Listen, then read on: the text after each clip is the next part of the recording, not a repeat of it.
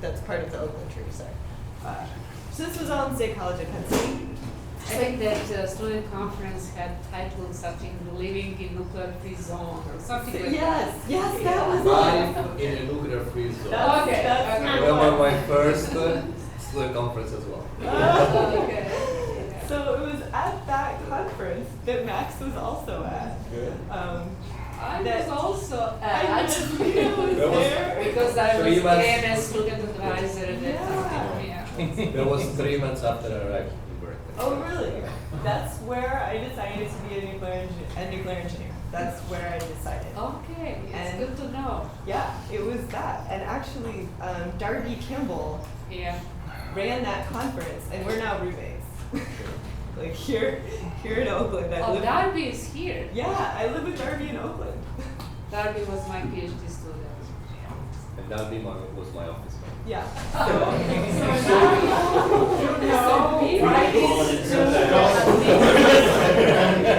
Working as assistant professor. So it's a very small community. Be nice to each other. You will be for the rest of time. Okay. And so I became a reactor operator at that job. I did a bunch of outreach. I also became an operator. And while I was there, I started to get interested in neutronics. I took classes from Yusri Azmi, and I really liked that work. Oh, that's the reactor where I was an operator. Super pretty. And he sent me to Oak Ridge National Lab on an internship. And while I was there is when I really decided I wanted to do neutronics. And that was sort of, I really liked working with computers, and I really liked the math, and that sort of sent me off in this path. And I decided that I wanted to go to graduate school at the University of Wisconsin. And every year they have a beginning and end of year picnic called Picnic, and Bucky Badger comes. Which is pretty fun. And what comes next? So while I was in Wisconsin, I spent about a half a year in Karlsruhe, Germany, and that was where I started my mild obsession with riding bicycles. So that's how that started. Because while I was there was a forest between the town and the laboratory, and there were bike paths, and it took the same amount of time to bike to the lab as to take the train, so I just biked to work every day, and I never stopped ever since. And also while I was there, I decided I did not want to do fusion neutronics for the rest of my life. And I wanted to not really work on Monte Carlo, I wanted to do deterministic methods and really focus a lot more on nuclear energy instead of fusion energy. And then I found a PhD project with Oak Ridge National Lab doing high performance computing in deterministic methods, and that is kind of how that all started. So I went back to Knoxville for a while. And then I got a job at Bettis Atomic Power Laboratory where I did shield design. And so I spent 2 years there working on nuclear propulsion for the Navy, but specifically implementing hybrid methods where you take deterministic methods and make variance reduction parameters for Monte Carlo. And so now the Navy uses FW CADIS for shield design. So that was really fun. And I learned a lot about what it takes to write software for real applications. And that was, I think, what was so fulfilling. And seeing how important it can be to get the right answer. Because the methods they had originally been using, it turned out, were completely missing an artifact. And there was a location that had very strong radiation streaming that they didn't know about. And it happened that they built everything in a way that it didn't matter, but it was by accident. It was not on purpose. So when they were looking at building something new, because we had this new computational tool, we could see where this radiation hazard was, and we were able to, on purpose, build a safety feature in. And that, otherwise, they would have built it and then sort of been wandering around with monitors and been like, oh God! And had to probably make a pretty expensive modification later. So I learned a lot about why it's important to do work well, and that it actually can have an impact, and so that the methods that we implemented really are safer and really did have a positive impact, which was really fulfilling. And now I'm here. And I've been here for almost 3 years, and that's sort of the background. And what drives all of this is that I really care about having a healthy environment. I also care a lot about public health. Part of my interest in nuclear is 1 in 8, you've probably all heard me say this like 10 times by now, more than 10% of global deaths are a result of air pollution. And some of that is from indoor cooking, using kerosene lamps and coal stoves and burning wood inside. And this is deeply related to prosperity and moving people out of poverty. So access to resources and clean energy allows people to not need kerosene lamps anymore, and allows people to not need to burn wood inside of their homes. And you can start helping people have healthier lives. And without electricity, it's really hard to have access to education. Without the optimization that electricity adds to your life, you spend a lot more time, for example, carrying water and doing laundry without washing machines. And when you start having some of those really basic things, now you have time to get an education.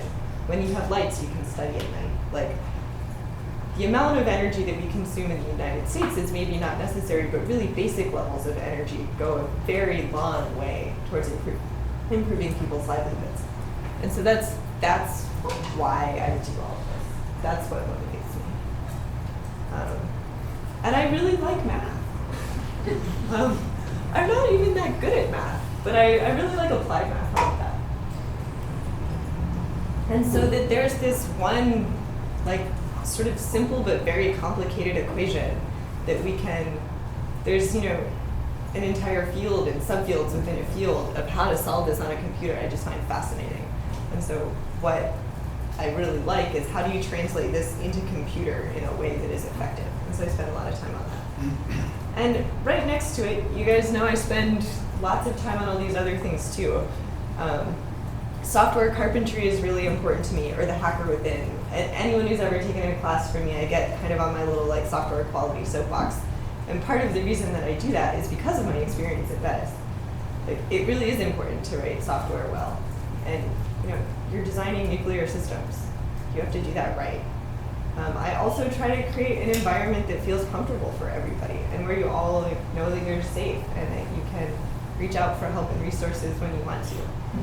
And for some reason, I decided nuclear innovation was this thing I was going to help try to create. So I've spent a lot of time with the Nuclear Innovation Bootcamp, organizing the first one this last year, and I spend now time sort of helping think through that, and with speaking opportunities and also some service obligations. So this year I got appointed to the Nuclear Energy Advisory Committee, which is the advisory committee for DOE's Office of Nuclear Energy. So that's the board that helps provide strategic direction input for DOE.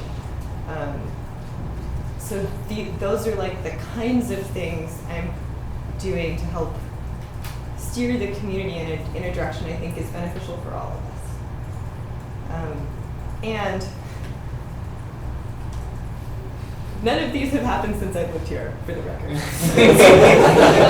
To Max's point. No, you have too much time. Yeah. But while I was in grad school, I took a lot of time to have fun. And I found that when I did that, I was much more effective at working. So working hard is really important, but it is also important to have balance. So this is rock climbing. My summer I was at Capel. I was hiking the tallest mountain in Costa Rica, Slaybaugh. And pro tip, before you go on a hike with people you don't know, make sure they're capable of carrying their own stuff up the mountain. Because by the end of the hike, my friend and I had 2 backpacks, so this is slowly one of the people was putting their stuff into my bag, because you can see my bag is quite a bit taller than me. We were only going for 2 days. And then after I graduated, I actually went on vacation for 3 months in Central America. So I went backpacking I spent a lot of time in Guatemala, but a lot of countries in Central America. So give yourself time off and go on adventures. We were building a super adobe sauna. And on an organic coffee farm in rural Guatemala. It was great. And so specifically, Carl asked me to talk about this. So I also go to Burning Man. And so I'm going to go through the 10 principles of Burning Man because I think they're really valuable principles to incorporate. Yeah? Wait, Carl wanted you to do this? Yeah, Carl actually asked if I would talk about Burning Man in colloquium, Interesting. which was not what I was expecting either. So the first principle is that I think many of these are also embodied in our department, is radical inclusion. And that's really including everybody, no matter what. And I think our department in particular really does include everyone, and we sort of have this family. Gifting at Burning Man, there is no exchange of anything, so like no money. Well, there's one place that you can buy coffee, and all the proceeds go to the local community, so they like get less angry that lots of people come through their town every year. But other than that, you can't even like barter. There's no exchange of goods. It is purely a gifting economy.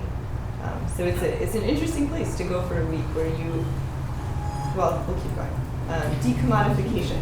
So there's also like no advertising at Burning Man. So all of the people who come and perform, they do that as a gift. They don't do that promoting their new album. They don't do that promoting their company. They do that as a gift to the community.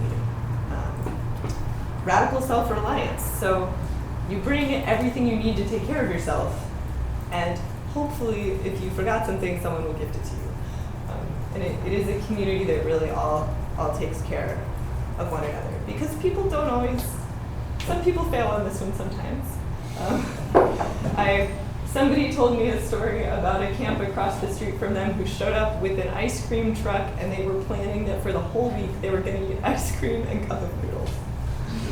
Which your body sort of starts to revolt after a while. And they took pity on them and fed those individuals. But it is, so Burning Man takes place in the middle of the desert in Nevada. The closest city is Reno, and it's a dried up lake bed. There is nothing there. It is made out of alkaline dust. So it's like the texture of baby powder. And for some people, causes a very severe skin reaction because it's super alkaline. It will like rust the crap out of anything metal. It's like a very difficult environment, and you have to bring everything yourself, including water and shelter. And there's no, because you can't buy anything, it's not, like they don't sell water there. Like they don't sell food if you run out of it. They don't sell whatever crap you forgot. Like you have to bring everything. And radical self-expression. I mean, you've probably all seen, it's the most self-expressed place on earth. It's very, there's a lot of art, and there's a lot of music, and there's a lot of costumes, and there's a lot of classes. It's just a very strange and expressed place. And communal effort is another strong value. So it really is people building things together. Like people come and they organize themselves into camps, and the camp like builds the camp together, and they tear the camp down together, and they build the city together. Civic responsibility is another thing that's taken very seriously at Burning Man. It is like a city of 70,000 people that shows up and builds itself in the desert. And it's almost all volunteer run, but like they have an airport and they have a post office, so people volunteer to deliver mail. They have functionally what is kind of like a self-police force called the Rangers. And the Rangers are sort of, their job is to walk around the city and try to keep people safe and make sure they're like not doing anything dangerous.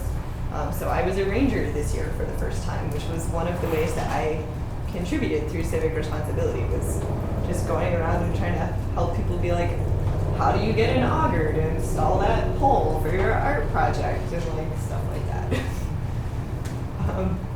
And leaving no trace. There are no trash cans. So everything you bring with you, you must take back with you. And so that's also a really cool thing to watch people do, is that 70,000 people come and throw a giant art party in the middle of the desert, and there's no trash. and like there isn't trash everywhere. I mean, compared to like anywhere else, they do a pretty good job. And we clean up after one another, and there's like guidance of don't wear things that like shed and things like that. But it's the largest leave no trace event on Earth, and it's pretty amazing to watch people come and take that seriously. Participation, like show up and do stuff. Why are you there? Otherwise, it's not a spectator sport. And immediacy, which is just really being right where you are, and it's an environment that is very unique, and it really does embody those 10 principles, and it's kind of this really cool expression. And every year I go and I get like deeply reconnected to how fascinating humanity is and why I love all of you crazy people so much.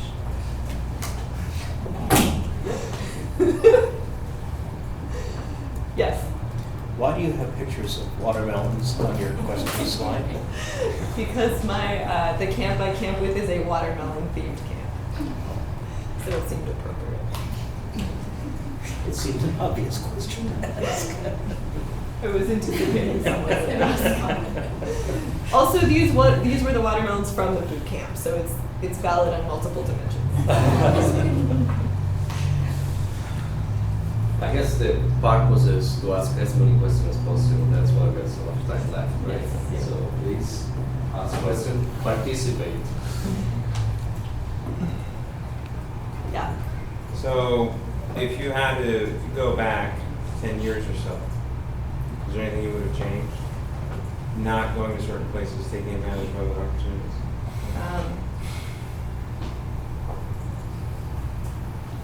In 2006, I had just left Kent State.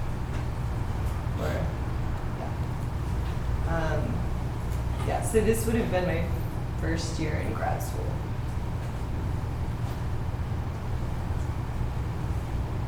So I might not take the Rickover Fellowship again.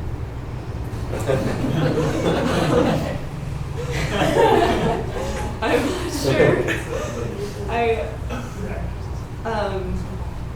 I'm not sure. I mean, it's a difficult thing to say because every choice affects your path. So it's not like I don't want to change the experience because all of the lessons I've learned have been very valuable lessons. But I definitely wouldn't take it again. Yeah. But I wouldn't, the way that my life has gone, I'm really happy with. Okay, well then, let me rephrase. A lot of us are grad students. Any words of advice to them? Yeah. So, don't,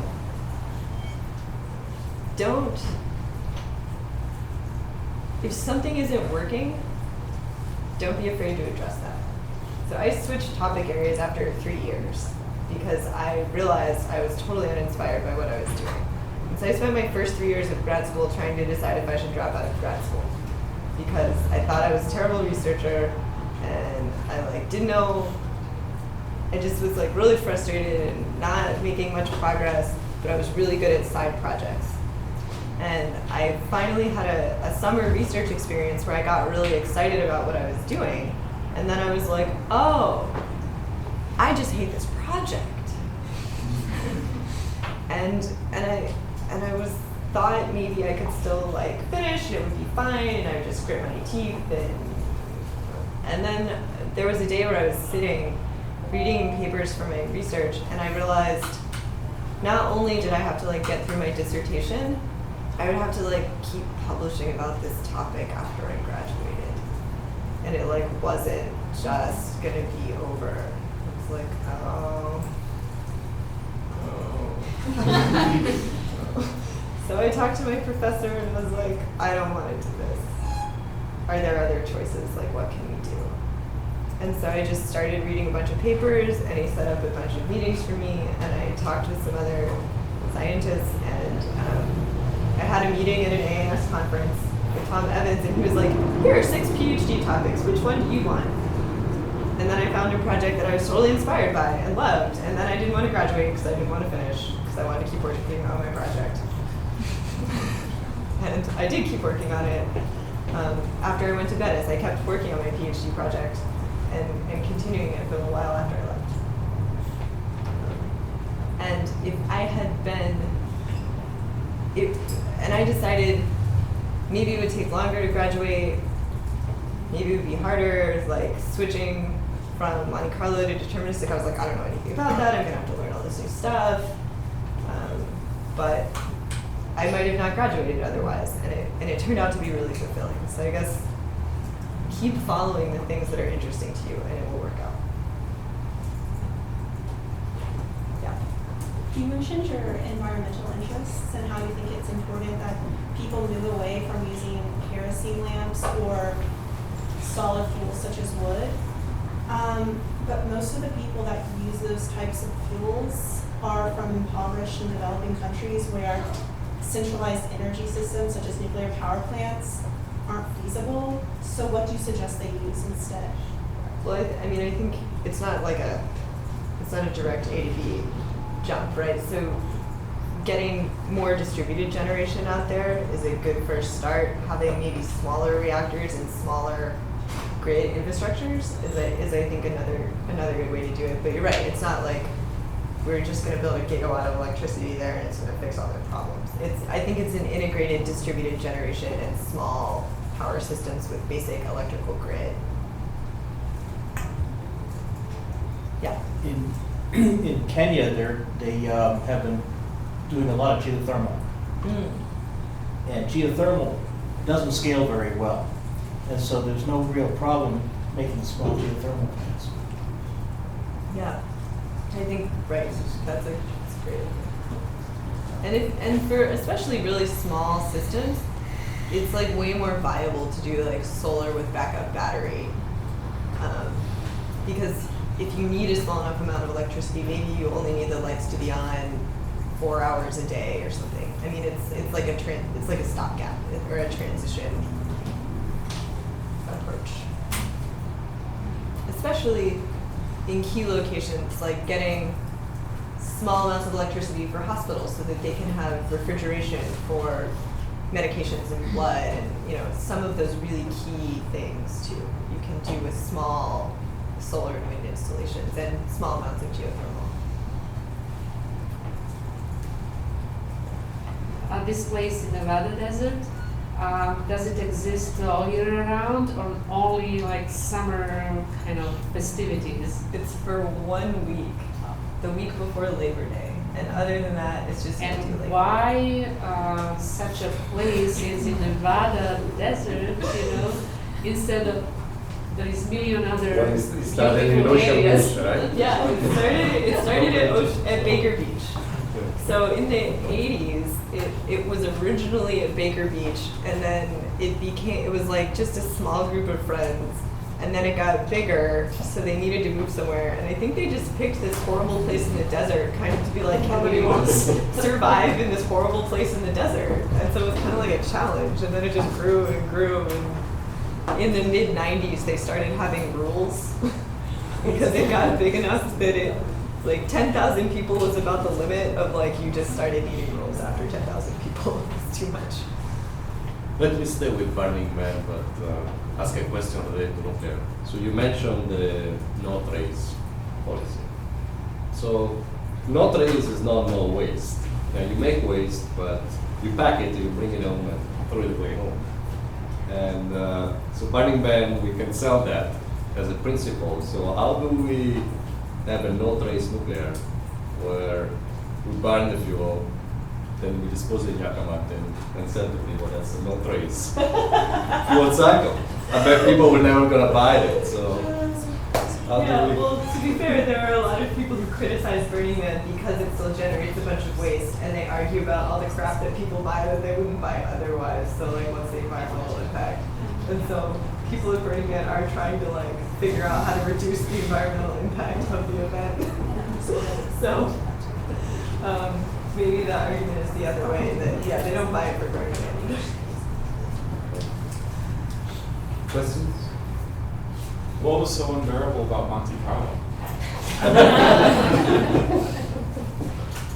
So there are interesting things about Monte Carlo. I just find it pretty boring. But then you can do really interesting things about it. Like figuring out the variance reduction is really interesting. Figuring out how to do it on advanced hardware is really interesting. But I was supposed to be doing error propagation from like Monte Carlo to burn up calculations and propagating the statistical error, because in theory it doesn't matter because it's self-correcting, but no one's ever In demonstrated general, errors are very boring. I was doing error prop, like, it's an important problem, it's got some interesting math in there, but I just. You shouldn't say it too loud. Someone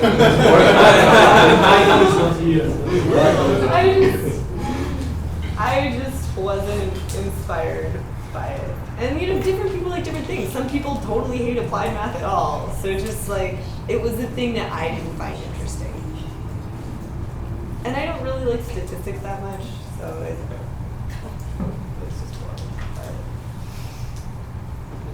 So, I'm just curious, when you started this PhD, so did you just find Monte Carlo interesting, or why did you, like, 4 years later you kind of realize, hey, this is not, or whatever, however long it was, you realize this is not really fun, or I don't enjoy it, but, like, what made you at the start kind of go to it, or what even made you have that start?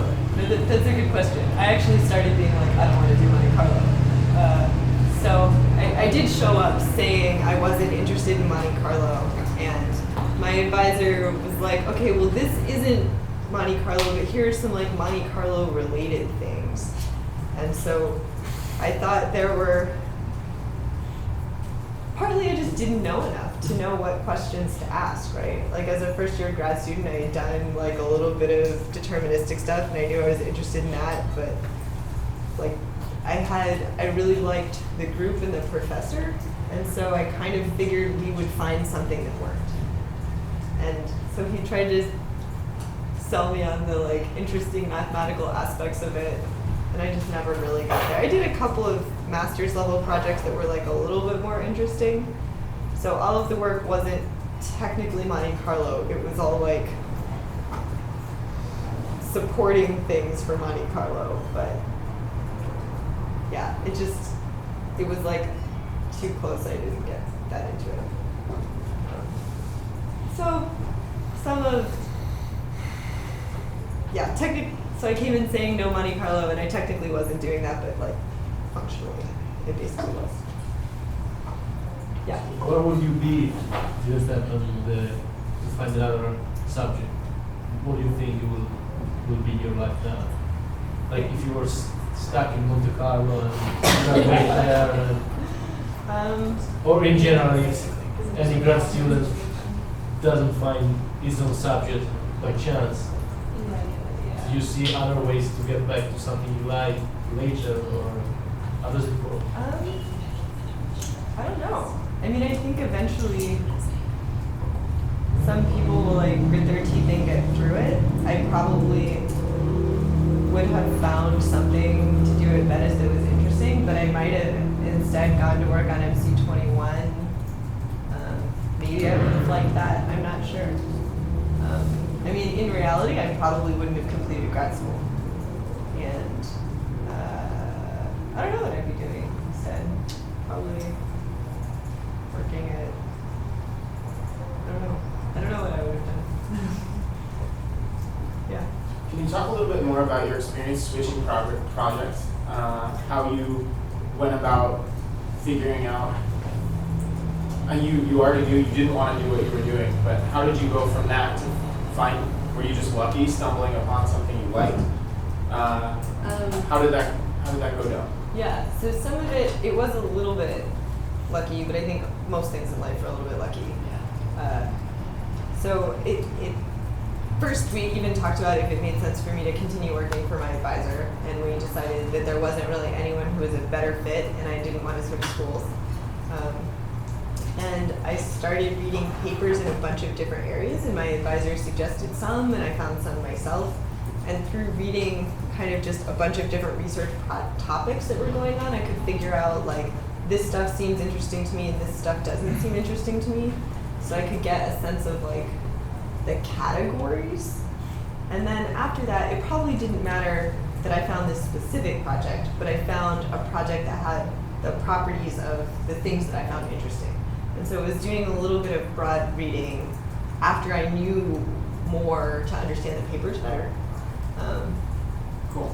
But one question about it, probably your advisor supported you from his research grants. Also, I had a fellowship. So it's different stories.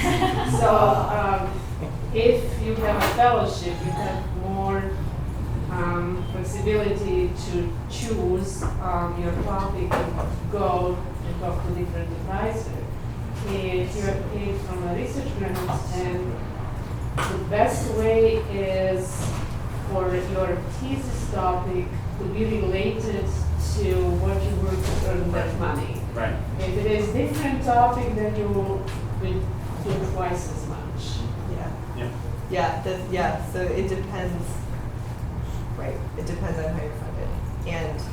And if within the funding stream, if there's something different you can do, or close that you can do, and one other thing I was gonna say that I totally forgot. I mean, the other advantage of having the fellowship, and it was a lot of like also generosity on Oak Ridge's part, because there was no contractual arrangement there at all. I just like went there and worked for them, and they just helped me for free. Like I worked for them for free, they helped me for free. There was no paperwork ever, other than me getting a computer account. Like that whole relationship was just sort of like rogue. Yeah, right. It was gifting. I gifted my time, and they gifted their mentorship. This is kind of curiosity. So you said how you kind of cared as a kid about the environment and stuff. So I was just wondering, what was your opinion, like first year coming in of nuclear engineering, and like how much do you think like your background being raised up played a role in it, or? I think so. Maybe it was that I sought out the view of like people who were picking nuclear for environmental reasons, or that story inside of nuclear, but that was the story that really resonated with me and that I heard. And that was kind of when I was thinking about what I could do, it like the highest electricity imperative seemed to replace coal, and the fastest way to do that was like nuclear, looks just like coal, replace. And that was. So you don't think you had any like preconceived notions before entering there, or? I didn't know very much about nuclear. So like, that's what I was wondering. It's like, do you think was that a good thing or a bad thing? Like not knowing enough, because like you kind of come with an open mind rather than any preconceived notions about it, right? So. Yeah, I think that was probably good. Yeah, I mean, if I had ended up in a different meeting with a different story about nuclear, but I mean, for those other stories, it's pretty easy to go look stuff up and see if it's holds water. Yeah. One of the biggest path divergences for nuclear engineers is whether you go on for a PhD or just get your master's and out and be an engineer. Was there ever any doubt in your mind that you wanted to be a researcher? Sure. I mean, I sort of always wanted a PhD, but I didn't really know what that meant or like why I wanted that. I just like wanted to be fancy. I think when I was a little kid, I was like, I'm gonna cure cancer and win a Nobel Prize. So I just somehow had decided when I was very young I was gonna get a PhD. But then when it actually like came to that question, in graduates or in undergrad, I wanted to be a professor. But then some of the ways. That's a tight schedule. No.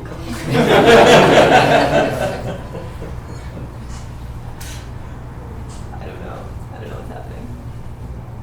Well. Don't you think you're too busy?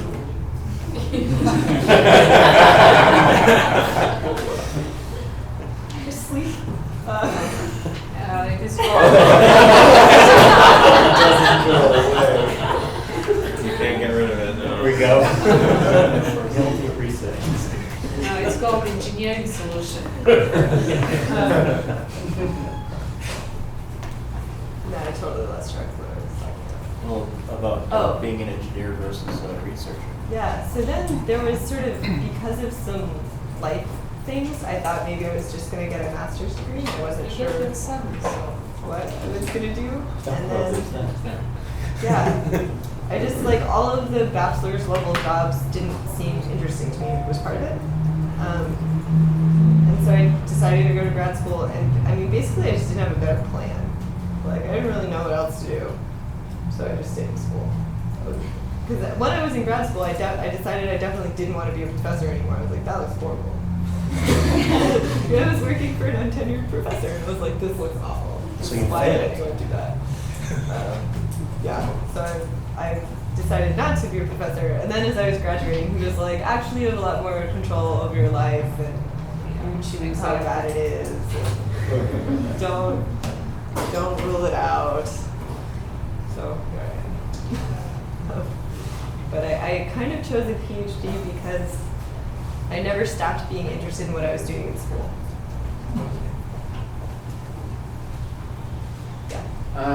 Coming from all around Pennsylvania, what role did the events at 3 Mile Island play in your introduction to the field? Really very little.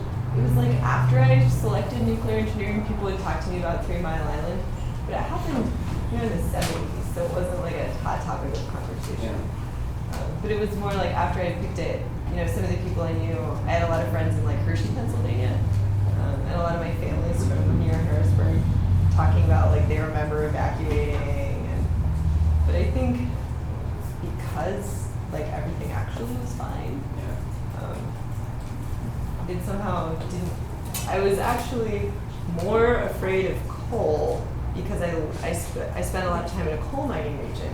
Yes. So there are way more people with negative coal mining impacts. And Pennsylvania also has a city where the entire town is unlivable because there's a coal mine underground that's on fire. And it's been on fire for like 30 years. And it's still on fire. So like, that was more scary. Centralia, Pennsylvania. Still has coal fire. Yeah. What made you choose a faculty position at Berkeley once you got your PhD? So when I was at Bettis, it was really just the opportunity showed up and it seemed like exactly what I wanted to do.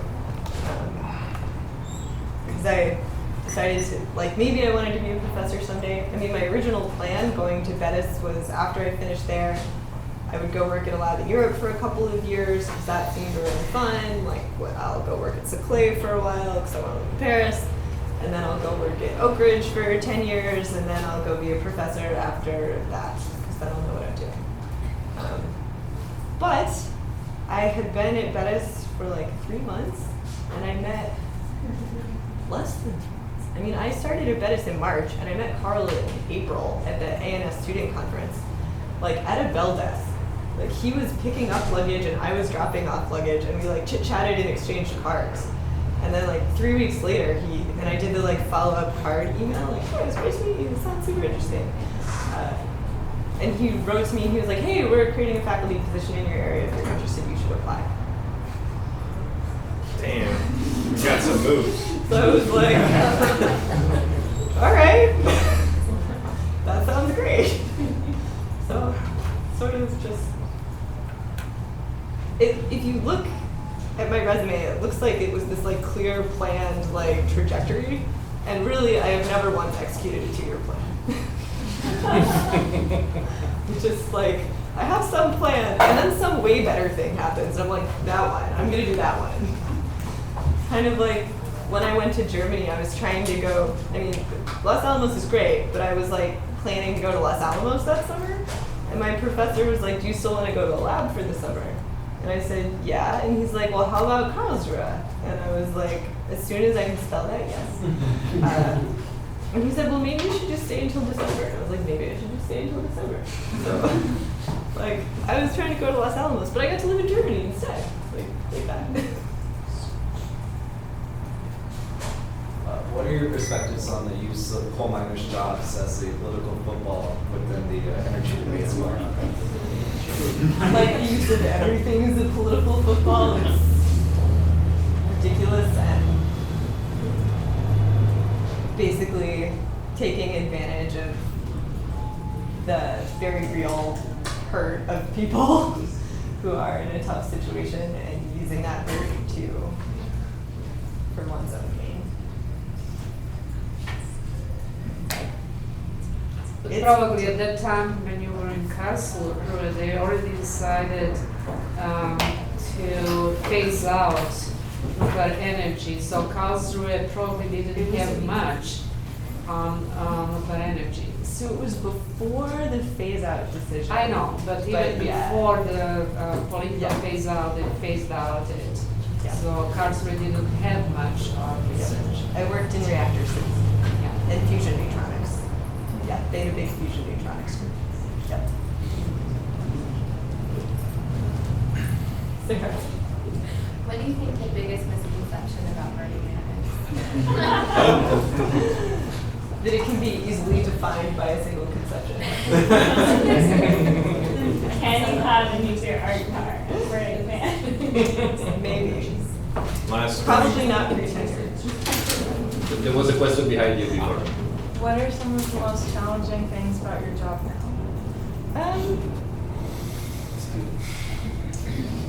I think the most challenging, there are a couple of most challenging things. One is really figuring out time balance. Like there's the opportunities that are awesome keep getting bigger and the demands on your time don't go down. So it's figuring out, like every time you figure out what to say no to, then you like level up into better opportunity world. You have to figure out what to say no to all over again. And so like that, it's a good problem to have, but that's a hard thing to manage. As assistant professor, you can never say no.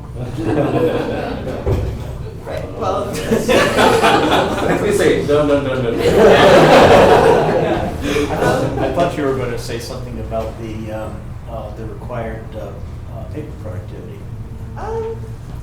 peer-reviewed articles. I mean, that's a demand, that's like a time balance. Like the larger problem is the time balance. And I think, so maybe another way of saying that is a big challenge is figuring out what direction to really move in, because there's no one telling you what to do at all for anything. I mean, the first day I taught, I had to like write to somebody to be like, how do I find out what my classroom is? I mean, like no directions about anything. And so how do you decide how to structure your research group in a coherent way? How do you decide what problems to work on? How do you make any time yourself to do any work still? I think those are the things that are like making time to stay informed enough to make sure I'm moving in a direction I want to move in. I think is a big challenge for me. Last question. Oh, me? Yeah, you mean you were asking. It's a short one. I mean, when are you taking Carl to Burning Man? Whenever he wants to go. All right.